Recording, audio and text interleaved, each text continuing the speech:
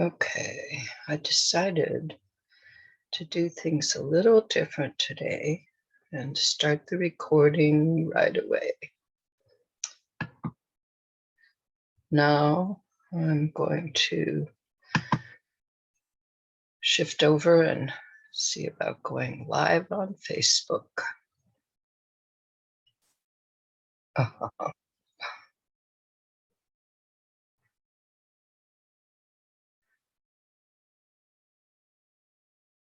At first it was acting like it wasn't going to give it to me, but it did.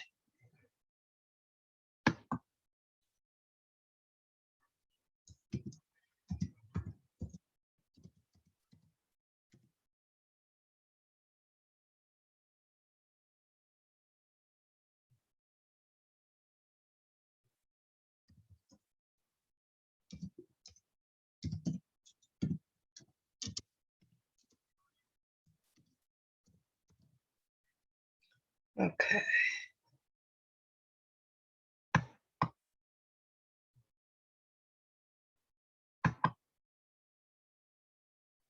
Right. Seems like it is happening. Yeah. Okay. All right. Well, I guess we will start with the screen share of the introduction to the one rule.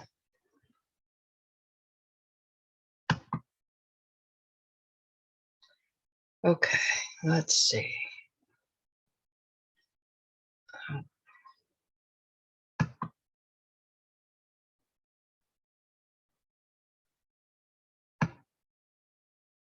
I have to find the page.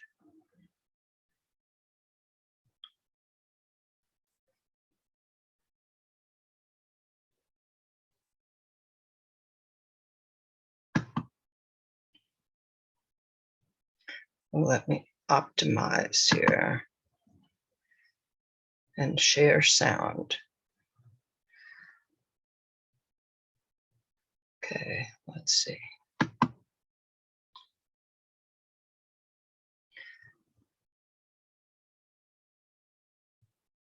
Oh, why is my screen sharing paused?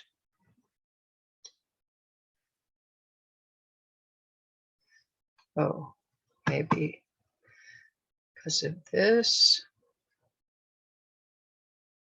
Okay, I'm gonna stop the share and start over again.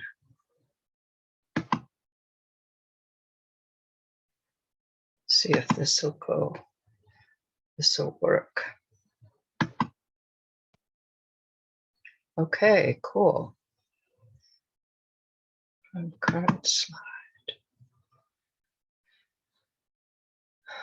Welcome to Karen Ryce's Raising Happy Kids Zoom show, episode 79, The One Rule Solutions.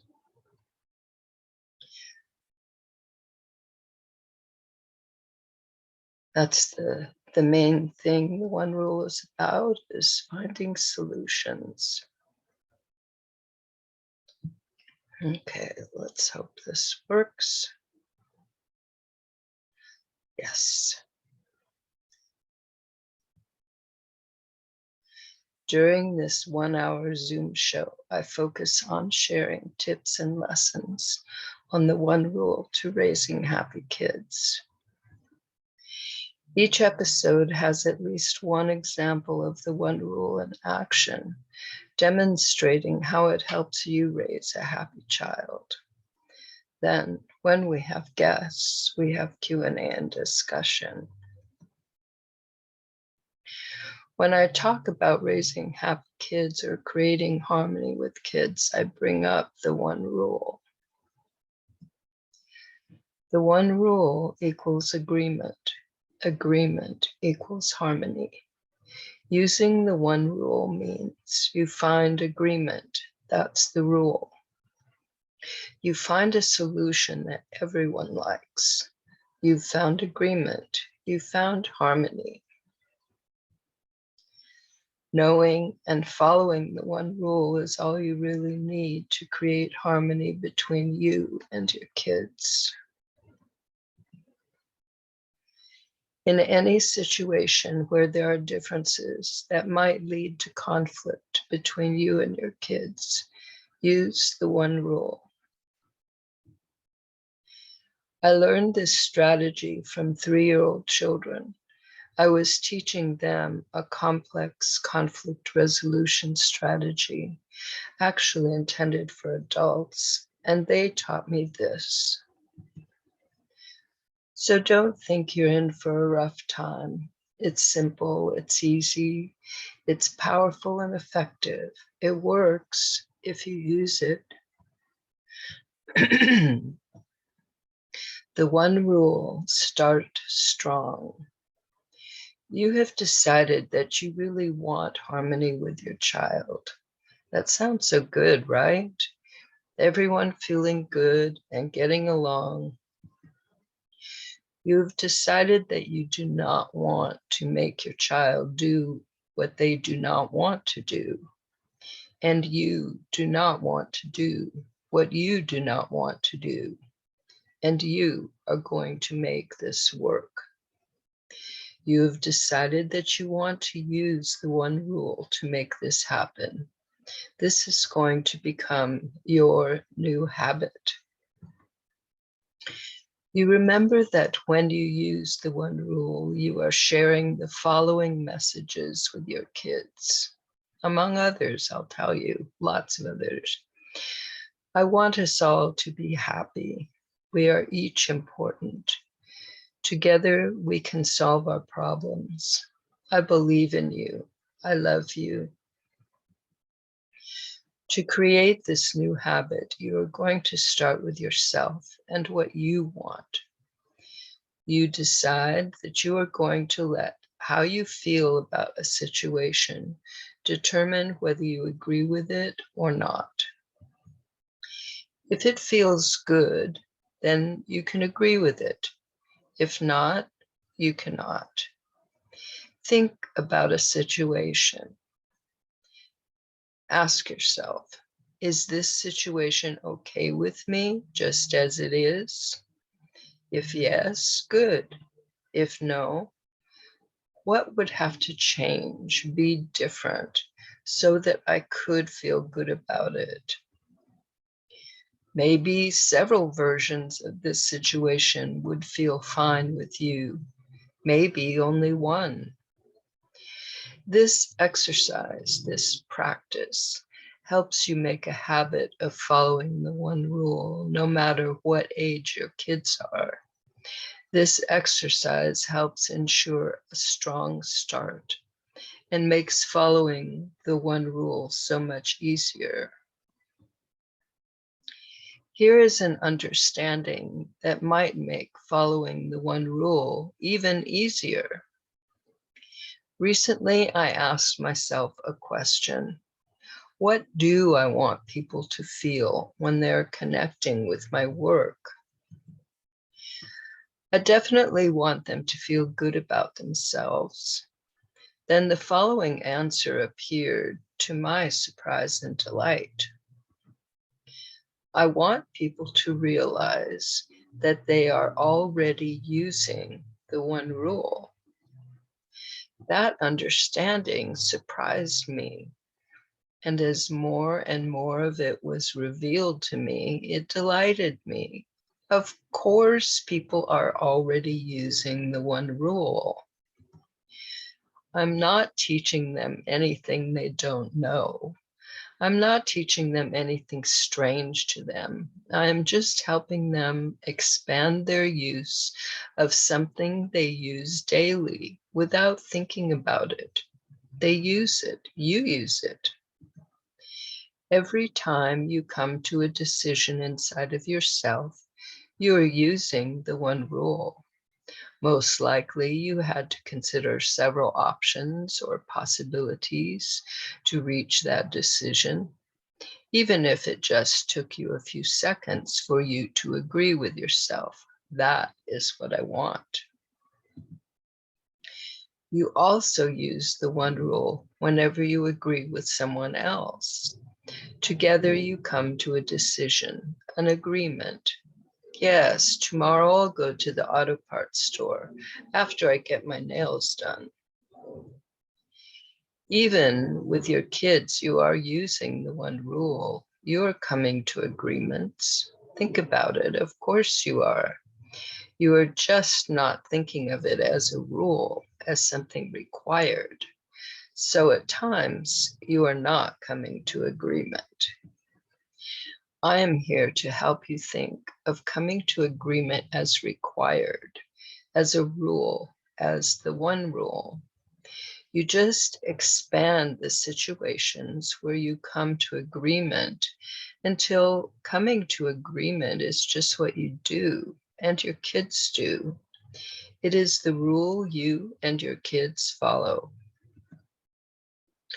When you use the one rule, you are creating harmony. Your kids are creating harmony. You're becoming used to creating harmony, familiar with how good it feels to everyone involved. One point to be clear on is that even if a situation seems complicated and it seems that it is impossible to find a solution that everyone involved can feel good about, it is still possible. An important thing to remember is that there is a way for things to work so that everyone involved gets to feel good. Keep that in mind. This has been my experience whenever I have made this effort. A clear, helpful way to introduce the one rule to your kids actually originates from the first time the children introduced me to what is now the one rule. You can do what I did. So they could understand what we were doing. I told the two little girls 3 things. 1, you are each important. Point to each person involved. You are important and you are important. And if it is your problem too, I am important. 2, you or we each deserve to feel good. 3, we are going to use the one rule to help this happen. Then tell them what the one rule is. When you actually start working with your kids using the one rule, helping them follow their interests is one of the easiest ways for you to start. That makes sense, right?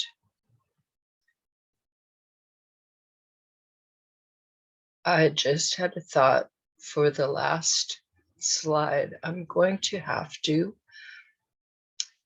say exactly what the one rule is, which is finding agreement. Okay. It is also one of the most beneficial things you can do for your kids, helping them follow their interests. Why is it good for your kids to do what interests them? One primary reason is that their interest is a key to helping them become the best versions of themselves that they can become. When we do what interests us, we are very engaged and focused. Think about doing something that interests you. When we are engaged and focused, what we do and produce tends to be of much better quality than if we were not interested. Interest helps result in excellence. An even more important result of being engaged and focused is that our whole being is involved in what interests us. That is why we are engaged and focused. We are experiencing harmony, inner harmony. That is a good reason to allow and encourage our kids to do what they are interested in doing. I have observed children doing what really interests them, and they become peaceful, harmonious people, even if they were not before. Now, it does not mean that everything that interests our kids is going to always interest them. They may be interested for 10 minutes or 10 days or 10 years, or even for their lifetime. The point is that they are following their interests, not the specific thing or experience that interests them, or the length of time it interests them.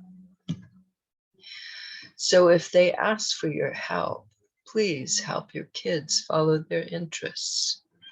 If for any reason you really do not want to do what they're asking you to do, that is a perfect time to use one rule. Another reason for helping your kids follow their interests is one that is taking care of you too. When they are eager to do something, instead of resisting doing it, you do not have to encourage them to do it or insist that they do it, let alone force them to do it. Think of how much of your time and energy could be available for you to use as you wish. Helping them follow their interests is actually the one rule in action, taking care of you and your kids. I'm glad you're here.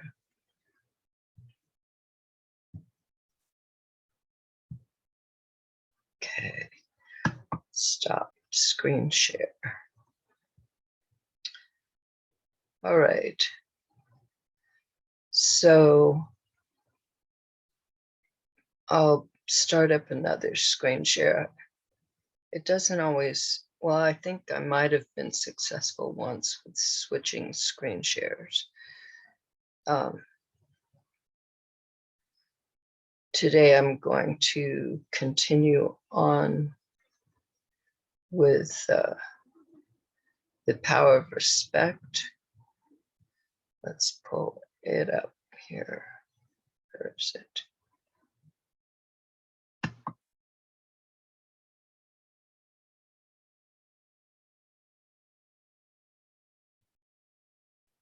Okay. Whoa, this is crazy.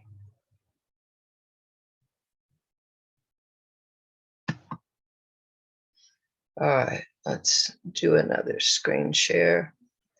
It just was layering that we can close this one.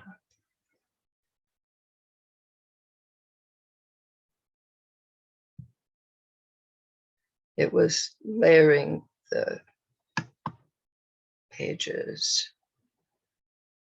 Okay, let's start the screen share. And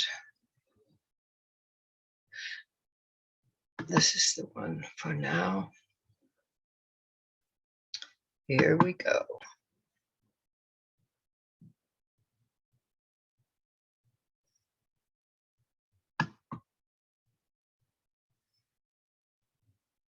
Okay.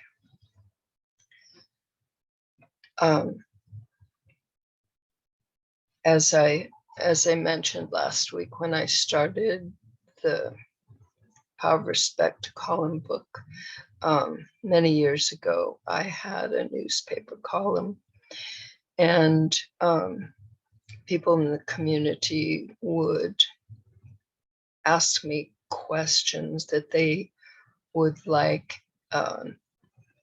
answer to that I could write into the newspaper. In those days, my focus was on the power of respect. That was what I figured that I did differently than the other people that resulted in great positive results for children and for our relationship. So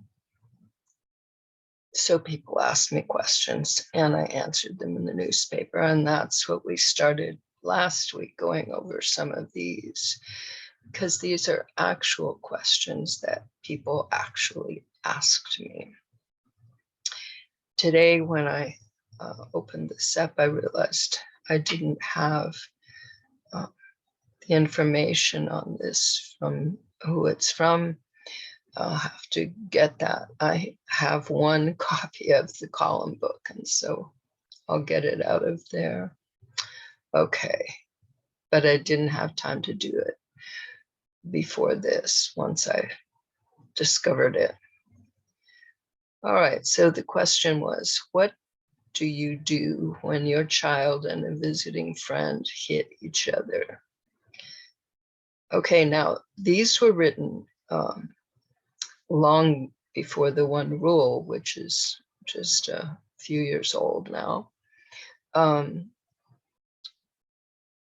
But the whole approach existed, and that's what this is about. If there are specific things that the one rule, where I feel inspired to say something about the one rule, I will. Okay. Here's the answer that I gave in the newspaper.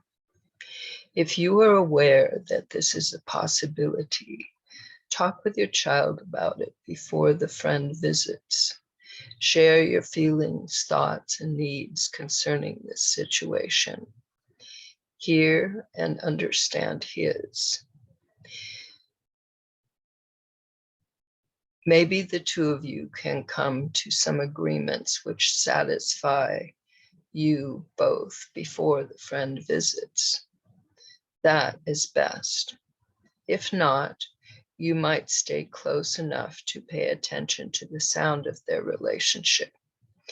If things sound like they might erupt into violence, go to them and ask if either of them would like any help. Either the one who wants help will speak up, or both will calm down so you'll go away and leave them alone. Then, if either one of them has some skills in negotiating a win-win solution, they'll probably do that, since they want time to be together. If you know that your son and this friend like to fight together, you might create some safer ways for this to happen. Boxing gloves or foam bats, there are things made just for this purpose. Some people like to fight, warriors. If they can learn to fight in ways that satisfy them, but don't cause harm to others or to themselves, I say do it. If it is a forbidden activity, but the need is still in them, they will find ways to do it, ways which might harm them and or others. If this need is accepted and worked with, they may outgrow it. If they do not outgrow it, they may develop more humane ways of fighting. If you didn't know that they might fight, but you come upon them hitting, if it seems that they are hurting each other, put yourself in between them. I had to do this several times in my career. Tell them that you can't let them hurt each other. This was not with my own children, but the children I worked with. And that you'll help them solve their problems some other way, a way that they'll both like. If they insist that they want to fight, tell them that it's okay with you if they fight, if it is okay with you that they fight, but it's not okay with you for them to hurt each other. Tell them that you'll help them figure out some way to fight and not get hurt. Okay.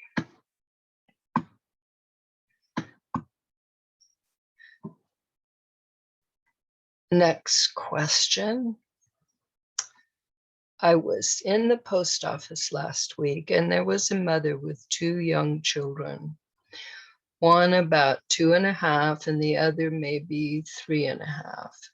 The children were running wild, knocking over the waste paper basket, screaming.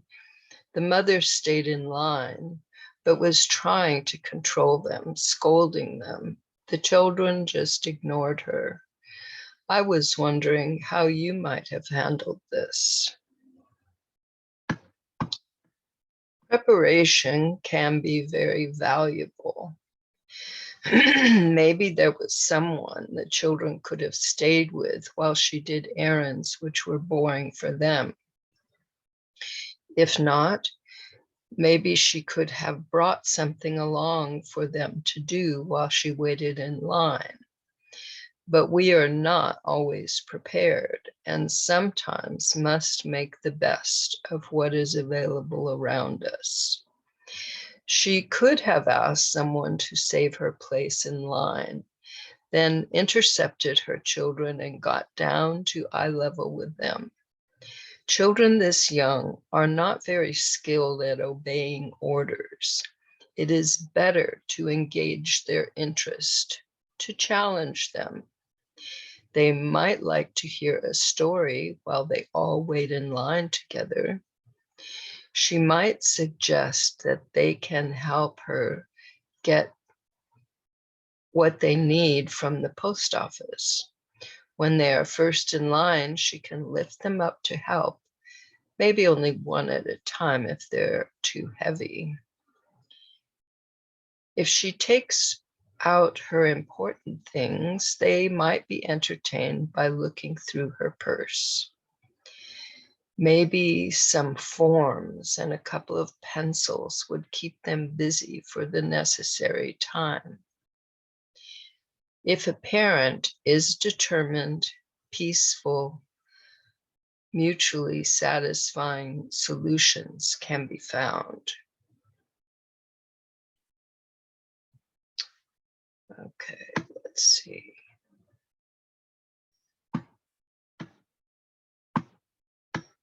Okay. When my child goes off for a day or two to spend the night at his friends, he seems to come back home with a "don't bother me" attitude. He doesn't want to clean up his room or do any chores. He blames me for bugging him when he gets home. How can I integrate him back at home in a harmonious way?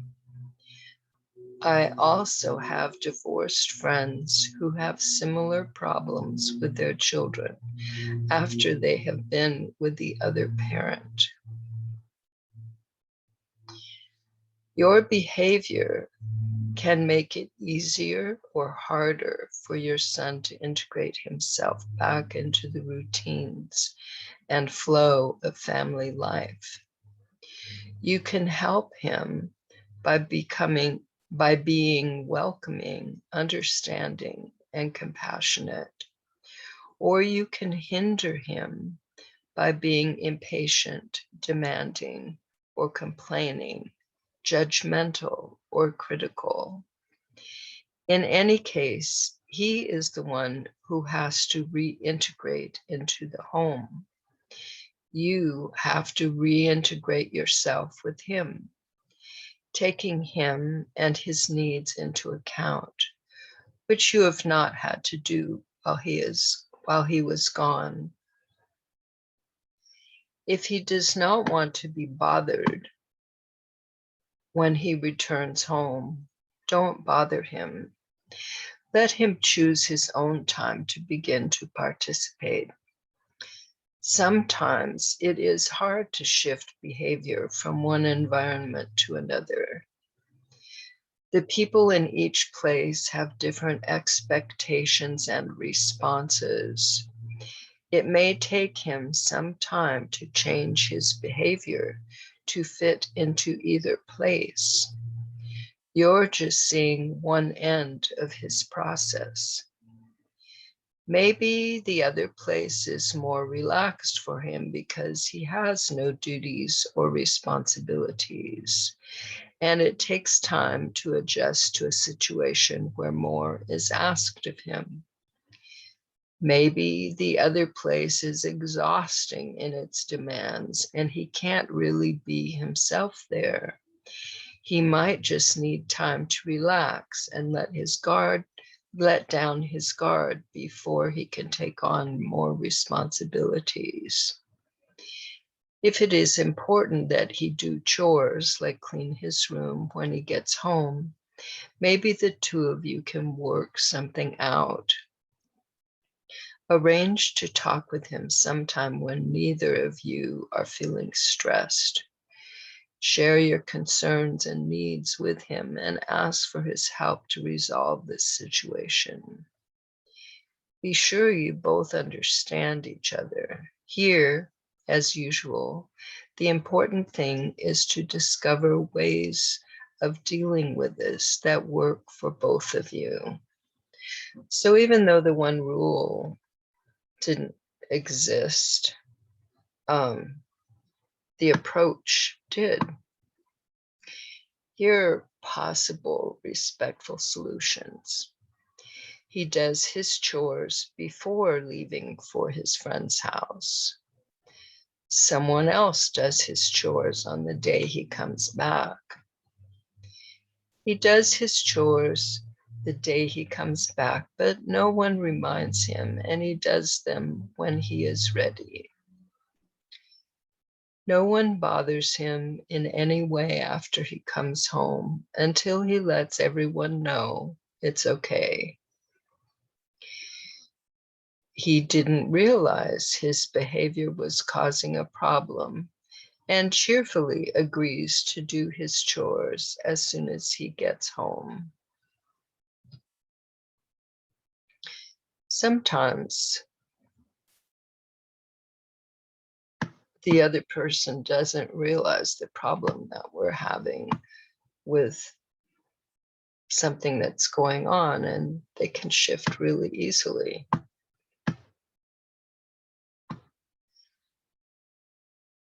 My son and I have always been close. His new wife and I are not. Besides being rude to me from the beginning, she does things which I just can't keep quiet about. I can't let his wife verbally abuse me. I won't be silent and ignore behavior that is intolerable to me. But I certainly won't stay out of my son's life. I want to keep my close relationship with him. Do you have any suggestions? Since you have always been close, be sure to talk this over with him. Be very clear with him about what your needs are. Tell him exactly how her behavior makes you feel. Find out how all this makes him feel too. The important thing to clearly understand each other. The important thing is to clearly understand each other and to check out that you do understand each other. Be sure that the communication both ways is clear. Ask for his advice. He may have some workable ideas about how to deal with all this. He knows and loves both you and his wife. Make sure that both you and he agree to any actions that either of you are to take concerning this issue. If you can't agree on actions to take right away, just keep working on it. Brainstorming for solutions, writing down the ideas can help you come up with solutions which might not be apparent before you start. Since you're dealing with long-term relationships, it is especially important to discover mutually agreeable courses of action. Actions which are not agreed upon can cause more trouble than they're worth. You might discuss this with her alone. Perhaps she is being malicious, but I have found that many problems are due to misunderstandings.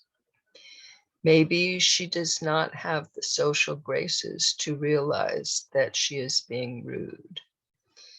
Maybe she is so socially immature that she doesn't realize that there are other people in the world who have feelings which can be hurt. Maybe she has never felt powerful and doesn't realize that she has enough power to hurt someone else's feelings.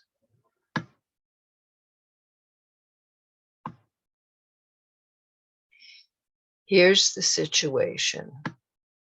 You're a single parent. You get home from work around dinner time. You and the kids are hungry and tired, and dinner still has to be made and tempers are short. What can we do to make this time easier for everyone? One of the most valuable things you can do is to prepare. Choose 2 days a week. On these days, prepare some foods which will make this time of day easier for everyone. Decide as a family what nutritious foods you want to have ready to eat as soon as you get home. Vegetables and dip, salad, soup, tortilla chips and bean dip, fruit. When people are not so hungry, tempers are longer.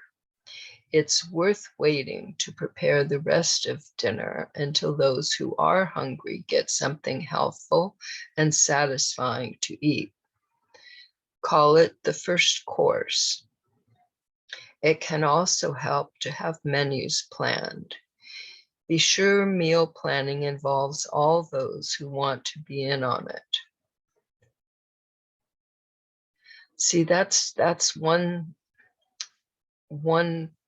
point that I would like to emphasize. And this is one thing that the one rule handles really well. And that is that those who want to be involved are involved. And the one rule, if they are involved, then they have to figure out what works for everybody. They can say what works for them, and someone else can say what works for them, and whether they like things or whether they don't, and they can figure it out. Okay. The important thing in all of this is that everyone gets a chance to agree to what and how things are to be done. This is best decided through the process of communication and negotiation sometime when everyone is feeling relaxed.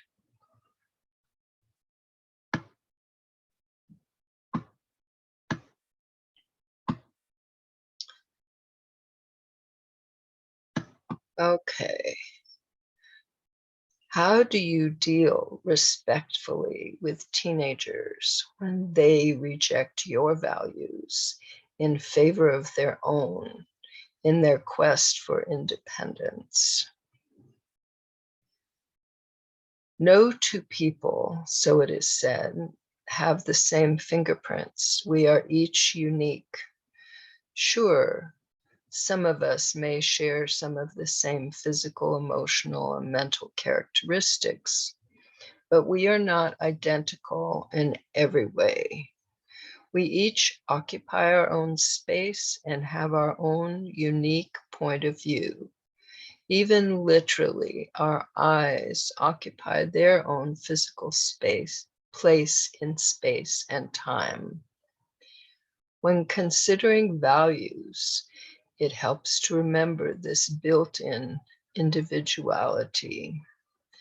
The point is to live harmoniously with all the others who have different values.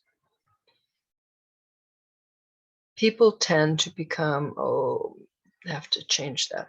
People tend to become very attached to their values. They are almost as important to us as our bodies. Because values are so personally important and emotionally charged, it is especially important to practice clear communication and negotiation when dealing with issues connected with them. Some of the greatest misunderstandings come about when the differences in values are not clearly understood and or accepted. Wars and other atrocities have occurred when one group of people refuses to allow another group to have different values. For harmony and balance, it is essential that we understand each other and that no one discounts another's values.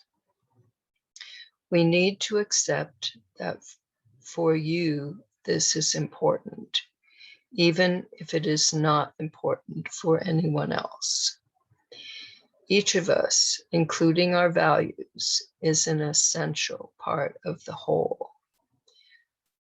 Now, this is where the one rule comes in and can help so easily and clearly, because we are just finding agreement and we know what's important to us. And it's in the one rule. It's not for another person to say what's important to us. It's for them to say what's important to them.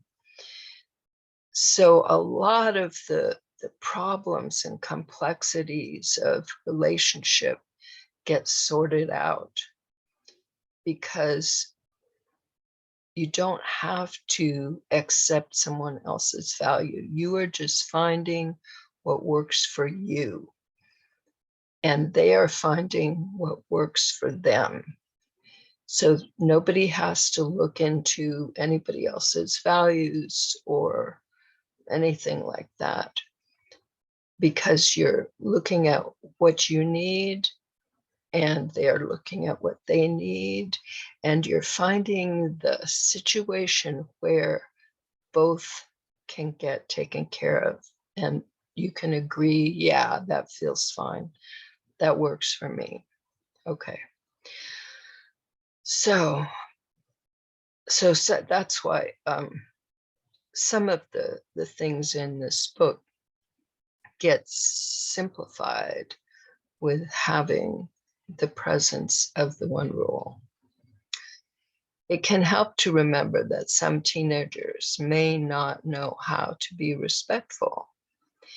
They may not have had much practice, even if they do know how.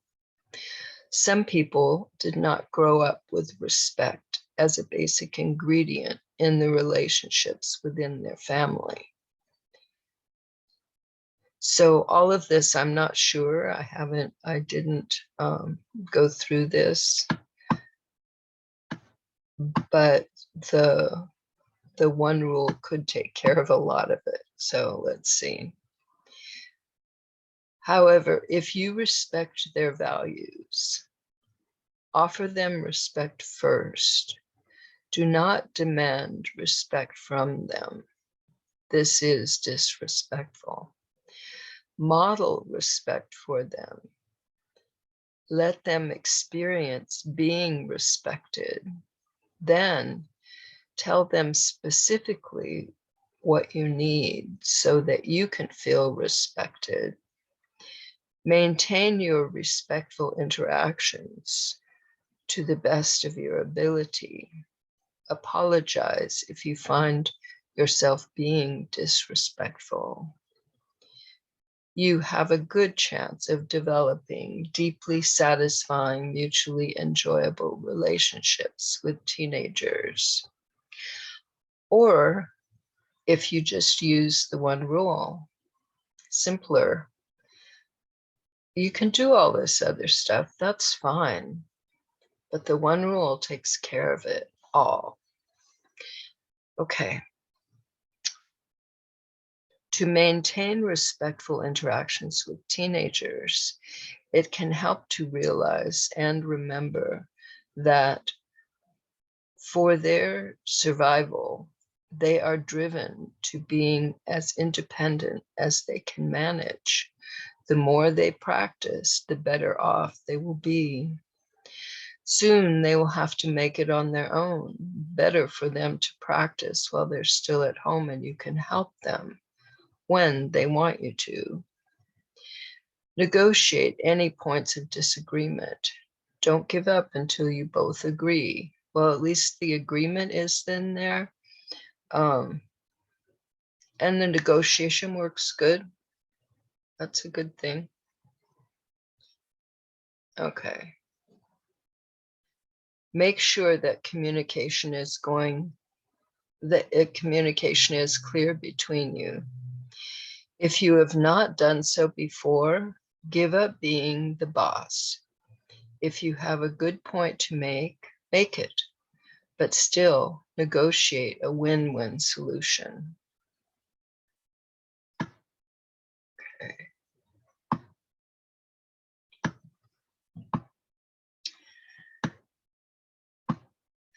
I've been reading your column, and I like a lot of what you say.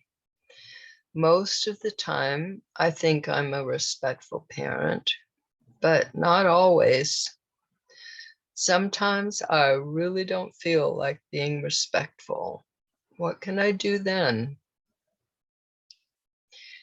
When you are feeling frustrated, disappointed, frightened, tired, hungry, it is more difficult to treat others with respect. If you don't want to do or say things which you might regret later, have several plans of action to help prevent this.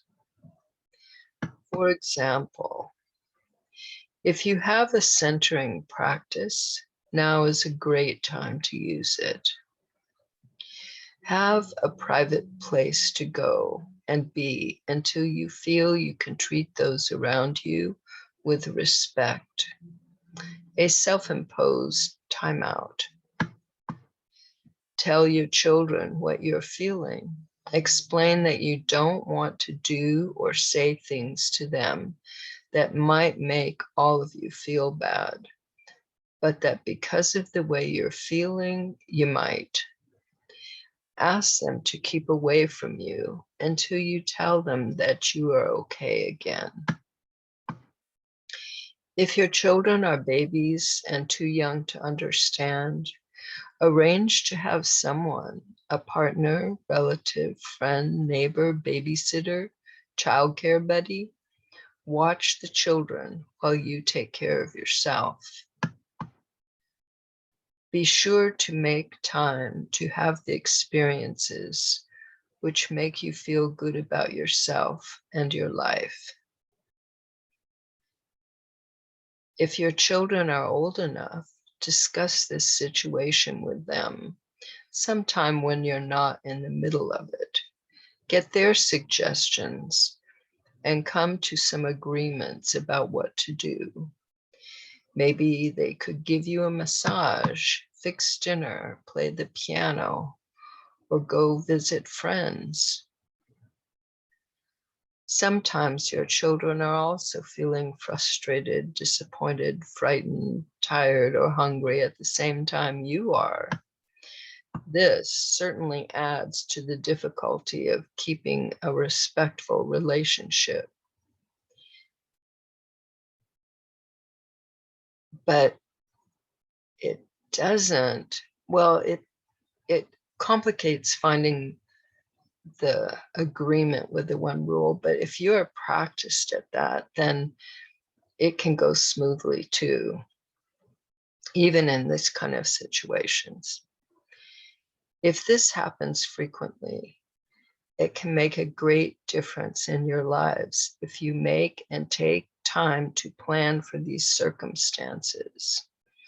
If your children are old enough, figure this out with them.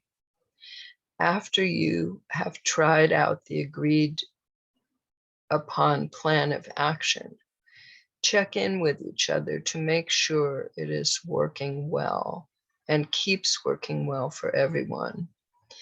Be prepared to modify it if necessary until it is satisfactory.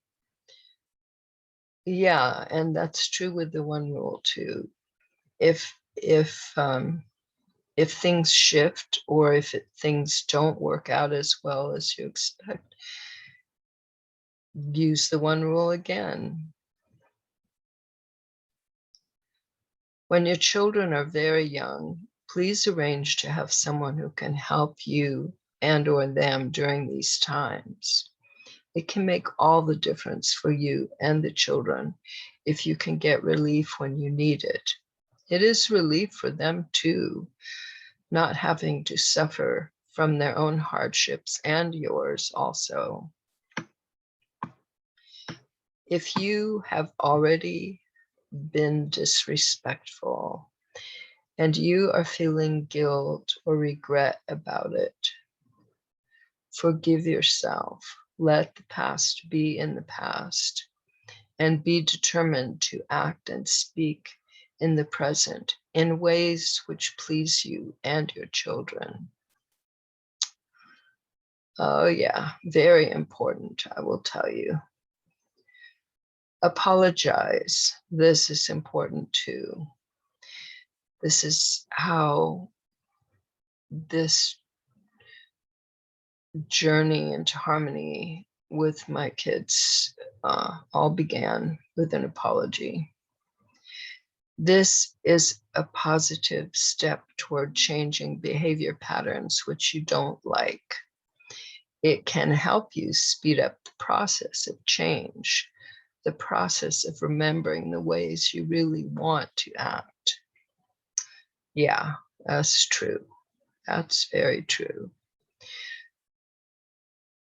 Actually, right before apologizing is the realization that you don't feel good about what you just did or said.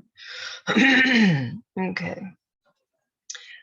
Ask your children what you can do to make amends for what you said or did.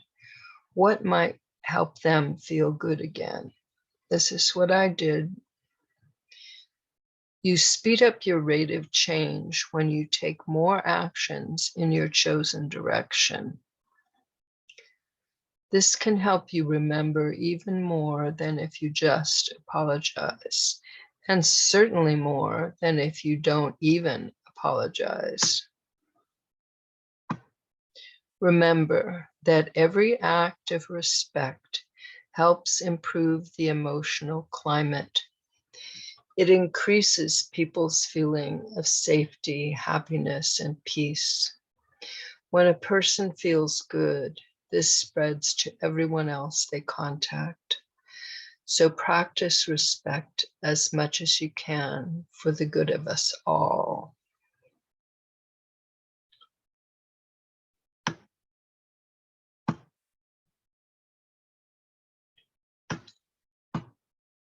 My 6-year-old son says, "Dad, I'm bored." What can you do with that? I would do my best to encourage him to take responsibility for this situation, Of course, if he asks for suggestions about what to do, I would give them if I could. I believe that asking for what you need is a form of taking responsibility for what happens in your life, and an excellent life skill to learn, practice, and master. Many adults have trouble asking for what they need, and it can cause them many difficulties. Oh, yes, I know this.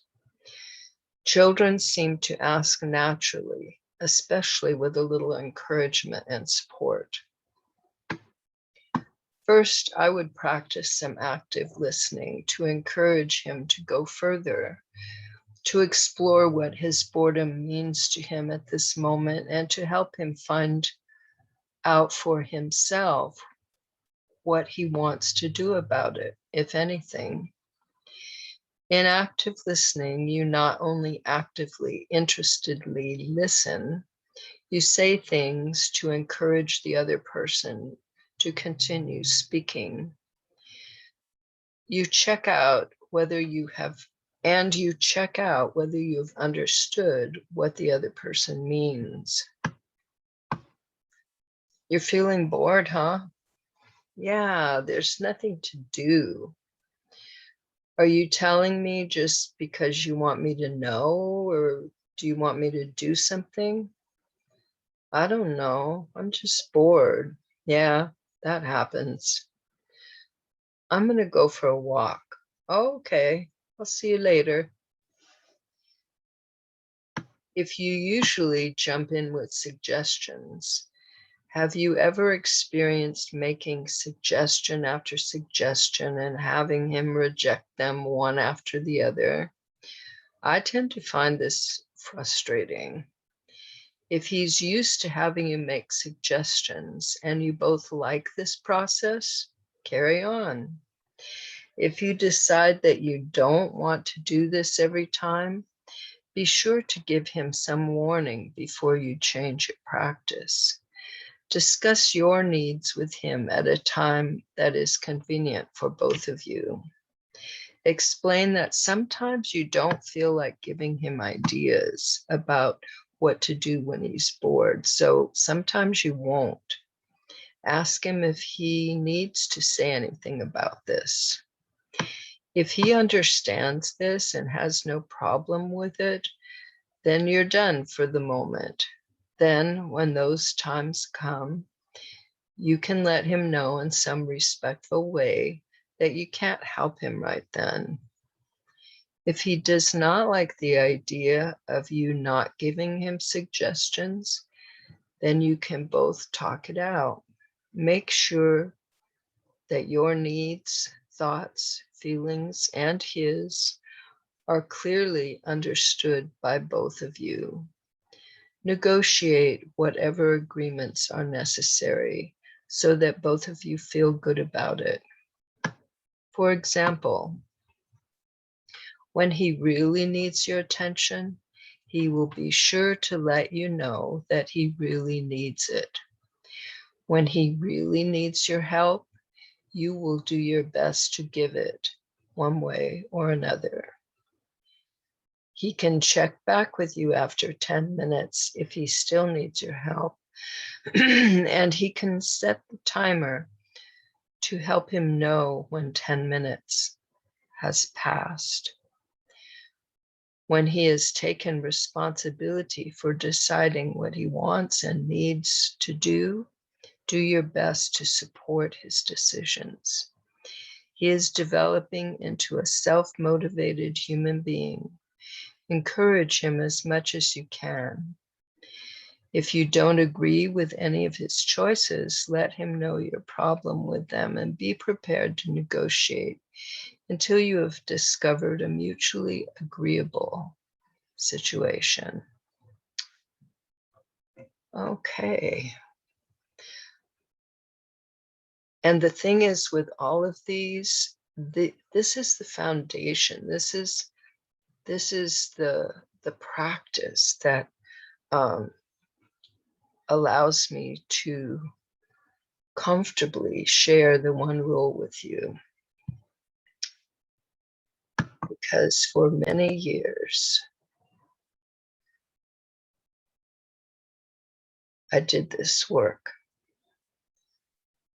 And not only I did this work, but I had students. That last person, he was a student of mine, talking about his son. And they were able to do these, to have these kind of respectful relationships with their children. So I'm sure with the one rule, it would work even better. Okay, that's it for today. I hope you have a great week and see you next time.